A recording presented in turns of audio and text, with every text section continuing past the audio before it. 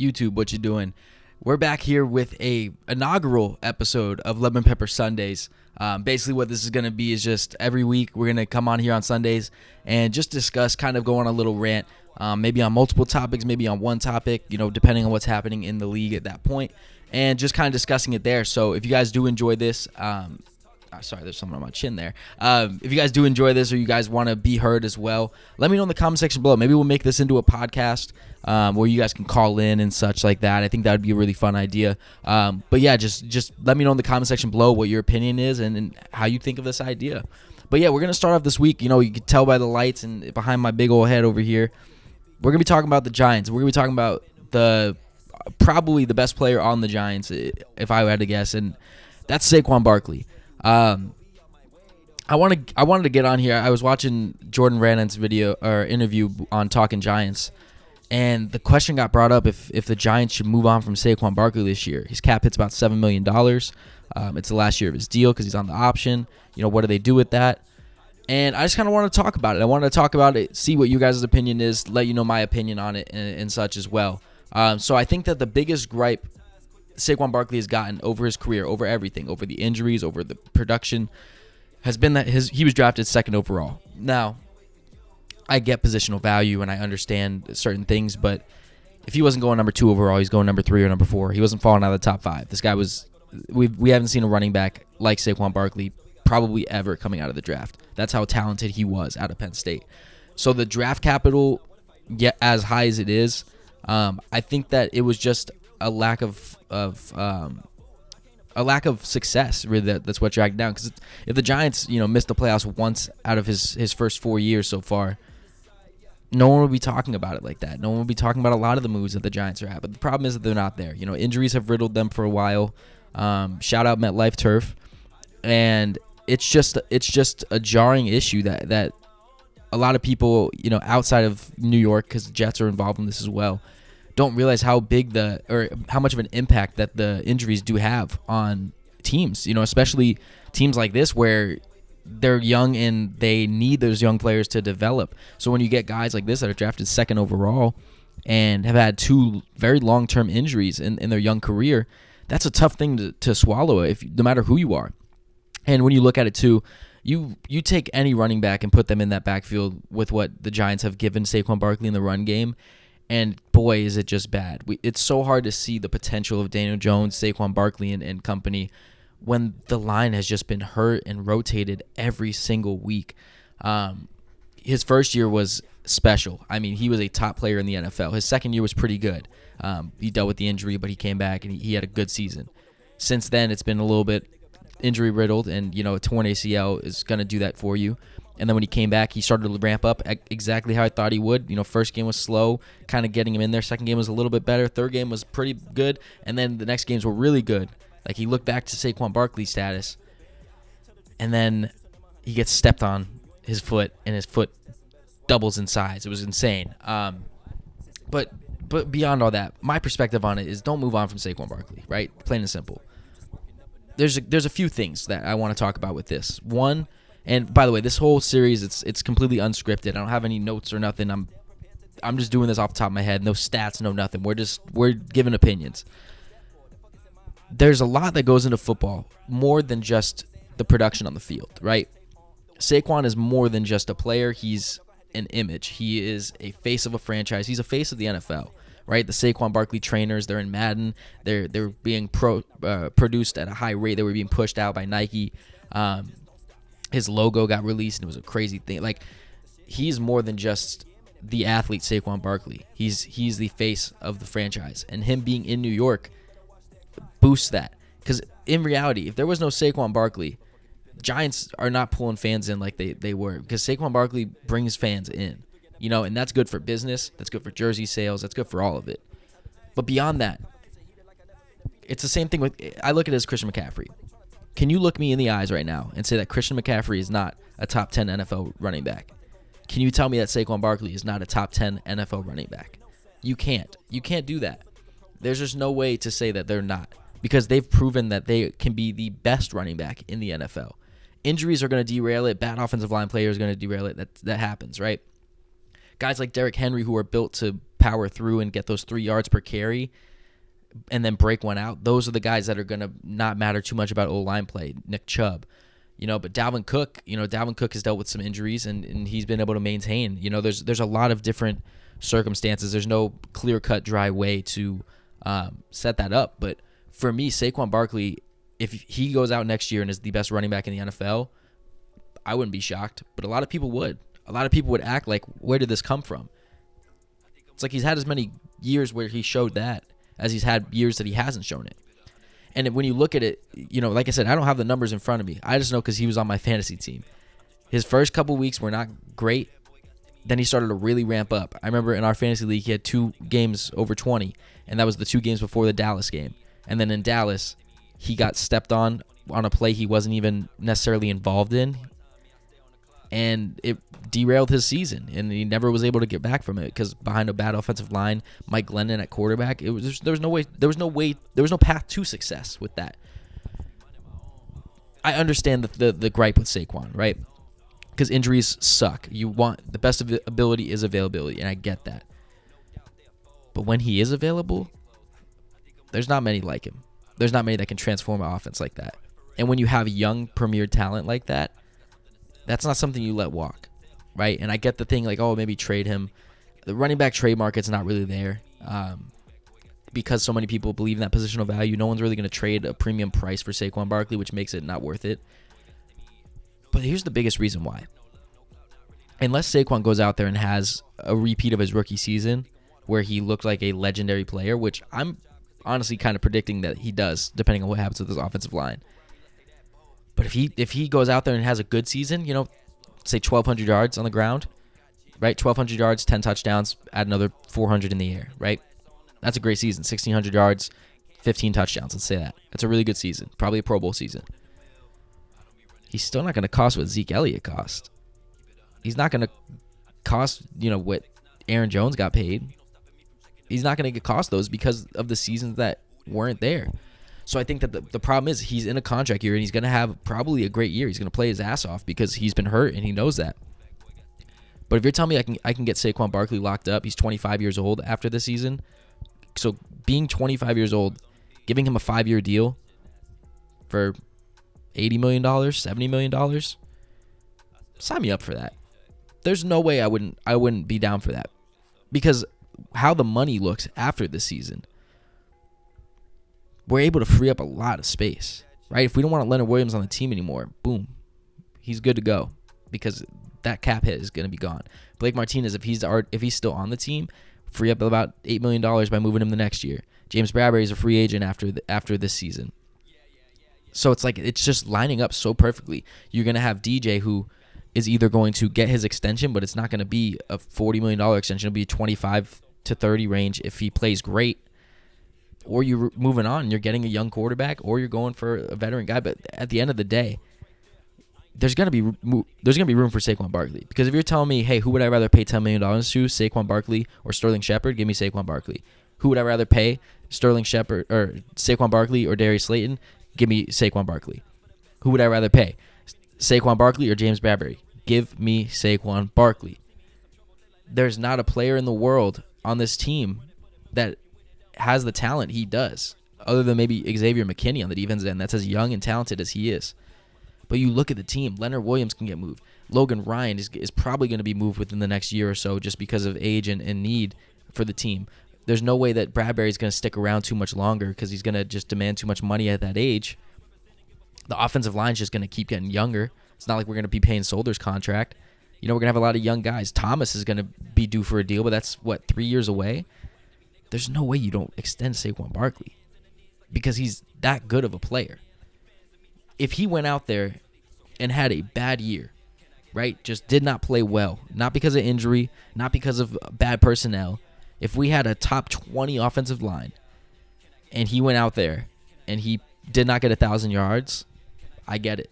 I'm on the train too.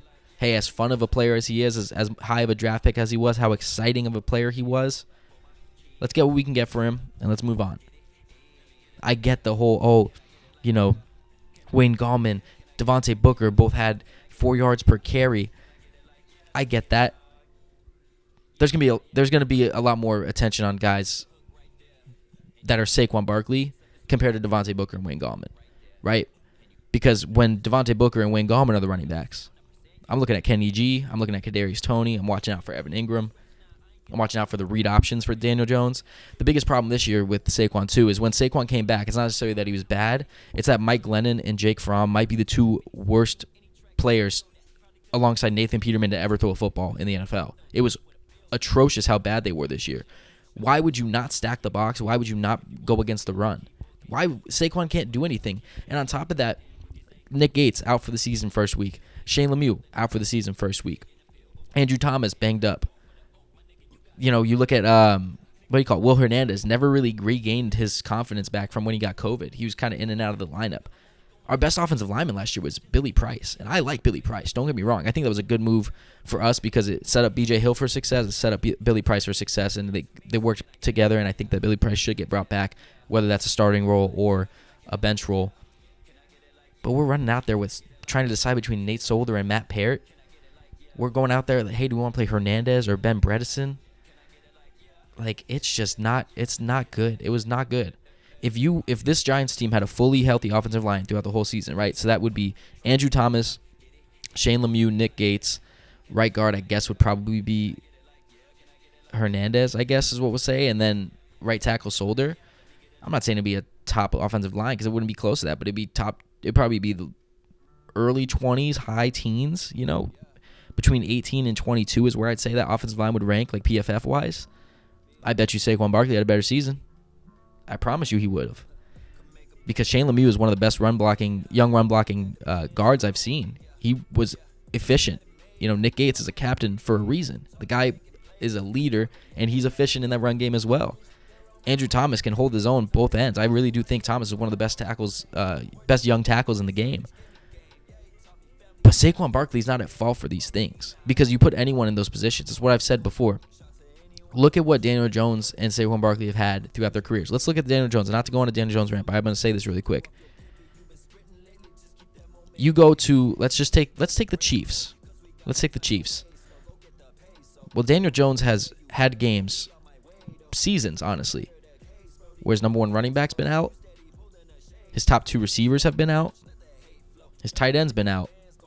And three of his offensive line have been out. Top three of their best offensive linemen, right? So let's look at the Chiefs, right? Chiefs don't have Clyde Edwards-Helaire. Okay, they can get Damian Williams in there, Darrell Williams. Darrell Williams, Jerick McKinnon had some success. You take Kelsey out. Okay, they're not looking so great. Take Tyreek Hill and Mecole Hardman out. Well, now Demarcus Robinson's pretty much their only option. You take three of their best offensive linemen out. Well, that's Orlando Brown, Joe Thuney. I'd say Creed Humphrey. So you got Trey Hopkins now? Trey Smith? What kind of team is that? You think Mahomes is going to go out there and be the Mahomes of old? Go to another team. Let's go to the Bengals. Joe Burrow. Joe Burrow already has a bad offensive line. You take out Quentin Spain, Jonah Williams, and Trey Hopkins. You think that line is going to hold up better than what it was now? No. You take out Joe Mixon, now Samaje Perine the starting running back? No. You take out Jamar and Higgins? Yeah, Boyd and Tate are going to hold their own. Uzama is already a fringe starter coming into this year. You take him out, now you got to run with Drew Sample. No team dealing with that can surpass that. And a lot of that has to do with the turf, and a lot of that has to do with MetLife, and I've hated it for years. I think that we should all be playing on grass no matter what. You're making too much money to not be able to have a retractable stadium, you know, or something. But the Saquon Barkley hate has been kind of overwhelming because he's 24 years old and he's proven that he can be the best running back in the NFL with nobody above him. After his rookie year, if you're a fantasy player, it was who am I taking first overall, Saquon Barkley or Christian McCaffrey, because they both played amazing. If next year Saquon Barkley had a better season than Derrick Henry, I wouldn't be surprised. If he goes out and has a better year than Joe Mixon, I wouldn't be surprised.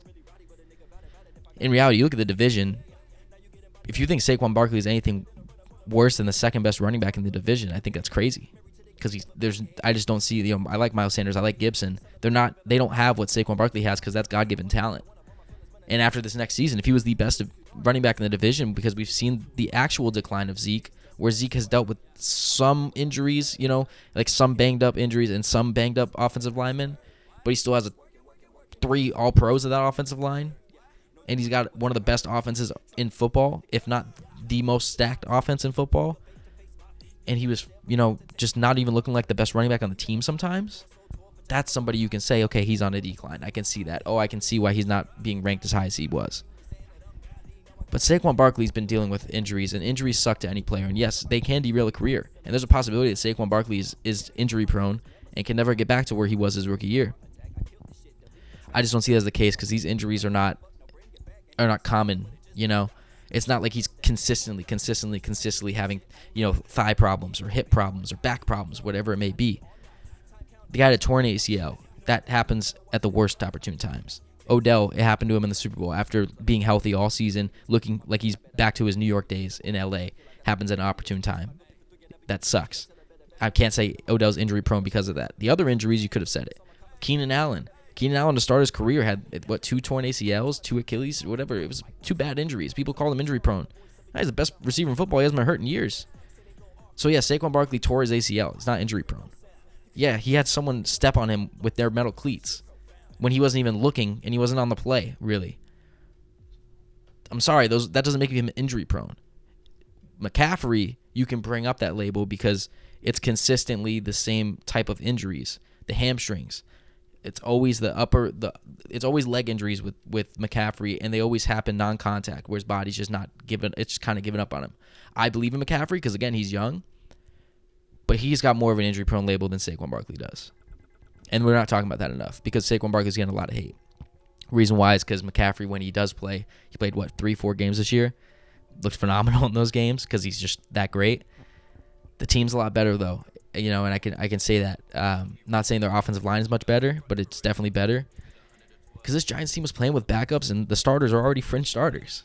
So this is a big offseason for the Giants. They need to go figure out if this is something that they want to do. They want to go help Saquon Barkley and Daniel Jones. Because personally, for me, a lot of people want to see Charles Cross, George Karlaftis, Ojabo, these kind of guys. Give me Icky and Linderbaum. And if you haven't seen my mock draft, go check that out. But help out in the run game. Because, the pass protection needs help. And Thomas is going to do well. And as much as I think, Linderbaum and Icky are, great at the run game, they're good in the pass game too. Don't worry about that. They're top 10 talents for that reason. But if you can have a great offense where Saquon Barkley, Kadarius Toney, Daniel Jones, maybe Gary Brightwell gets some more snaps because I think Booker's going to get cut. Or maybe you get somebody to back up Saquon Barkley, like a James White, a veteran presence where they can kind of do a little bit more, or J.D. McKissick or somebody like that. If you can get a good offensive line to protect the run, because you already know Lemieux coming back is going to be a great run blocker if he's going to be a starter. So if going into next year, the Giants have Andrew Thomas, Shane Lemieux, why am I blanking? Tyler Linderbaum. Right guard, you sign a veteran type, maybe let's say a Quentin Spain or somebody. And then you have Ike Ekwonu on the right side. That's a very solid offensive line to be able to pound the rock. Because you have one of the most talented players in the backfield to ever come out of college.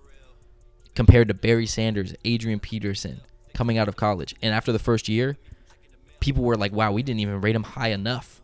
The dude had 2,000 all-purpose yards his rookie year with a bad team, aging Eli Manning, and he's breaking tackles. He's making big plays. Saquon Barkley is the energy of the team. They moved on from Odell because they knew it was Saquon's time to be the face. Granted, there's a lot of moves that can be questioned in Gettleman's tenure, and I think injuries are a big problem within the tenure. But saying that Saquon Barkley's a bust, saying he's a wash, saying he shouldn't have been drafted where he was, that's using hindsight way too much, and that's overvaluing the recency. That's all I really have to say. If the Browns took him at pick 4, pick 1, if he was the first overall pick, no one's saying anything because we've seen how good Nick Chubb has had it in Cleveland with that run game, and that offense catered to him. Saquon Barkley's been dealing with Joe Judge, Jason Garrett, Pat Shurmur, all the coaching carousel, plus the injuries to his offensive line, plus the injuries to him, plus the injuries to the personnel where there's games where he's playing and his best receiver, CJ Board. The guy's in a bad situation, and Granted, if he did get moved on from the Giants, do I think he'd have everything I said still maintains true? He's a young guy. He's going to be one of the best running backs in football again. I do believe that. I think he's a top 10 running back. And a new change of scenery might even be good for him. We thought it was going to be good for Odell, and Cleveland just wasn't the spot. But with Brian Dable, Kafka, a Wink Martindale defense to keep teams kind of off the field on defense, allow him to run the ball, pound the rock more, get leads in the game, and then be able to run the ball. Because that's another big thing I didn't even touch on, and I'm going to say that, and then I'll kind of end it. But how many times are we really leading a football game? I don't remember the last time I saw the Giants score 20 points, truthfully. I think it was the Saints game, week 2? It's bad. Saquon Barkley's not running the ball as much because we sucked. We can't score. This has been one of the worst offenses. That's why I'm so huge on the Dable and Kafka hires, because this is a team that needs to get back to averaging 20 points a game. It needs to. Averaging, when Daniel Jones went out, we averaged 8 points per game. That is not a football team. Alabama would beat us. Georgia would beat us. There's no way, no doubt in my mind, I think that they would do that. But let me know what you guys think in the comment section below. Do you believe in Saquon Barkley? Do you think he's washed? Giants fans, let me know what you think. And outside, let me know what you guys are viewing. Maybe you're a fan of a team like Miami or something that needs a running back. What would you give for Saquon Barkley? Let me know some trade ideas for Saquon Barkley in the comment section below. Because if you're going to move on from Saquon, it better be for something. You better at least get some picks, a player, something that can help out the team.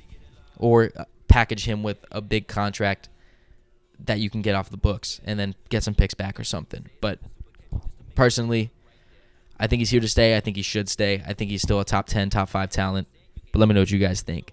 Let me know what you think about lemon pepper Sundays. I think it's going to be fun to do. Spicy takes, a little bit of tang to them.